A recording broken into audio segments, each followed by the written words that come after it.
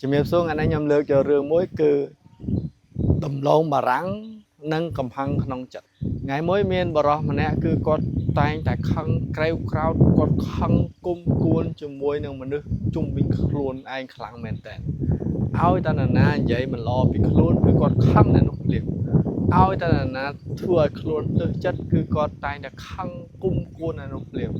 យល់រួមគឺគាត់តែងតែខឹងគុំគួនជាមួយនឹងមនុស្សជុំវិញខ្លួនគាត់ឬក៏មនុស្សដែលរស់នៅក្នុងភូមិជាមួយគាត់អស់ជាច្រើនហើយគាត់ក៏មើលឃើញថាខ្លួនឯងពិតជាមិនល្អមែនថ្ងៃមួយគាត់ក៏ឡើងទៅលើភ្នំជួបនឹងតាអស័យដើម្បីឲ្យតាអស័យឬតាបោះហ្នឹងជួយគាត់ថាតើធ្វើម៉េចដើម្បីឲ្យគាត់ឈប់គុំគួនឈប់ខឹងជាមួយមនុស្សជុំវិញខ្លួនគាត់ព្រោះគាត់តែងតែខឹងហើយធ្វើឲ្យគាត់ទទួលបានលទ្ធផលមិនល្អក្នុងជីវិតតាបោះអត់និយាយអ្វីទាំងអស់ក៏បកគលដំឡូងបារាំងហើយនឹងបាវការុងមួយហើយបានប្រាប់ទៅបរិះនោះថាជារៀងរាល់ដែល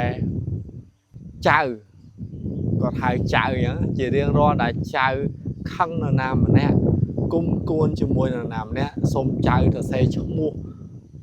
គាត់នៅលើដំឡូងបារាំងនោះហើយដាក់ចូលទៅក្នុងការុងទៅហើយចៅត្រូវតែស្ពាយការុងនោះរហូតនៅថ្ងៃទី1បរិះនោះគិតថាពិតជាស្រួលមែនតើការងារតែតាបោះបានឲ្យខ្លួនធ្វើឬតាអស័យឲ្យខ្លួនធ្វើហ្នឹងគឺពិតជាស្រួលមែនតើគឺគាត់បានខឹងនរណាម្នាក់គឺគាត់បានសរសេរឈ្មោះនៅហ្នឹងនៅលើដំឡូងបារាំងហើយដាក់ចូលក្នុងបាវការុងនោះខឹងនរណាម្នាក់គាត់តែងសរសេរដាក់ចូលក្នុងបាវការុងនោះហើយស្ពាយបាវការុងនោះជារៀងរាល់ថ្ងៃស្ពាយរហូតមួយសប្តាហ៍ក្រោយមកគឺបាវការុងរបស់គាត់នោះកាន់តែធ្ងន់ទៅមួយខែក្រោយមកគឺធ្ងន់ខ្លាំងមែនតើ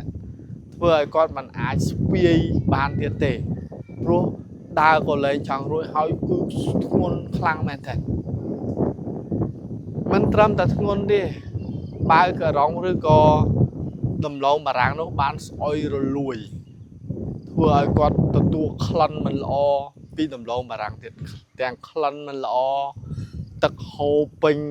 បាវធ្វើឲ្យគាត់ប្រឡាក់អស់ពេញខ្លួនទាំងធ្ងន់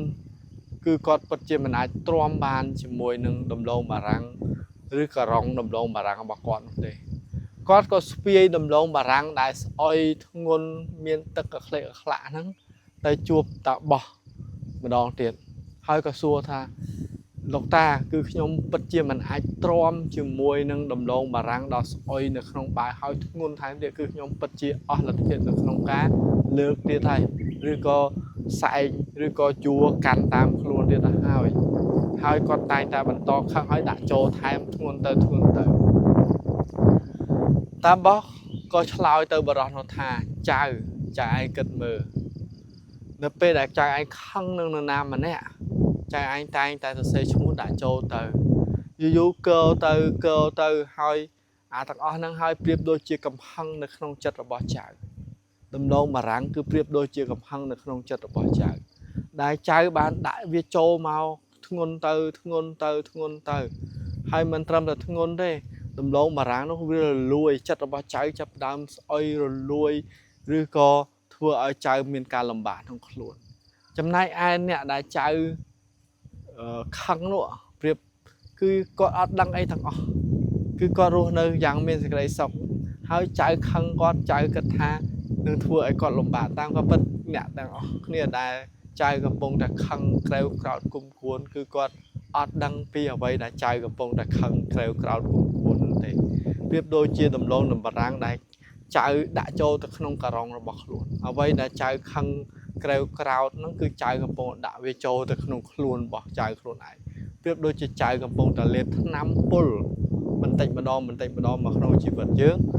ហើយសង្ឃឹមថាអ្នកដែលចៅខឹងនោះនឹងពុលស្លាប់តាមពិតគេអត់ដឹងអីទាំងអស់ជីវិតគេរស់នៅតាមធម្មតាគឺចៅទេកំពុងតែបំផ្លាញជីវិតខ្លួនឯងកំពុងតែធ្វើឲ្យខ្លួនឯងលំបាកទៅដូច្នេះចាប់ពីថ្ងៃនេះទៅគឺចៅកវត្តវាចោលទៅដំឡូងបារាំងចៅសរសេរឈ្មោះក៏ដោយមិនសរសេរឈ្មោះក៏ដោយកវត្តវាចោលទៅក វត្តវិចោទៅនឹងធ្វើឲ្យជីវិតរបស់ចៅធូរស្រាលជាងមុនធ្វើឲ្យជីវិតរបស់ចៅអត់ទទួលបាននៅក្លិនមិនល្អពីដំណងបារាំងធ្វើឲ្យជីវិតរបស់ចៅនឹងរស់នៅដោយមានសេរីភាពជាងមុនរឿងមួយនេះគឺចង់អប់រំទៅបងប្អូនអរគ្នាថាជួនកាលយើងតែងតែខឹងជាមួយមនុស្សជុំវិញខ្លួនយើងតែងតែគុំគួនជាមួយនឹងអ្នកណាដែលធ្វើឲ្យយើងមិនសប្បាយចិត្តប៉ុន្តែអ្នកទាំងអស់នោះគឺគាត់អត់ដឹងអ្វីទាំងអស់ជួនកាលគេអត់ដឹងព្រោះយើងគុំយើងគិតថានឹងធ្វើឲ្យគេលំបាកតាមពិតគេអត់លំបាកអ្វីដែលលំបាកគឺខ្លួនយើងឯងផ្ទាល់សង្ឃឹមថារឿងមួយនេះនឹងជួយទៅដល់បងប្អូនប្រសិនជាបងប្អូនអរគ្នាមានបំណងចង់អភិវឌ្ឍខ្លួនឲ្យខ្លាំងជាងមុនខ្ញុំមានកម្មវិធីមួយគឺ Leadership Mastery ដែលជាភាសាខ្មែរហៅកម្មវិធីអភិវឌ្ឍភាពជាអ្នកដឹកនាំដែលយើងធ្វើជារៀងរាល់ថ្ងៃអង្គារវេលាម៉ោង 5 កន្លះដល់ម៉ោង 3 ព័ត៌មានផ្សេងពាក់ព័ន្ធនឹងកម្មវិធីមួយនេះបងប្អូនអាចទាក់ទងមកក្រុមការងារឬក៏ខ្ញុំបានផ្ទាល់តែម្ដងអរគុណច្រើន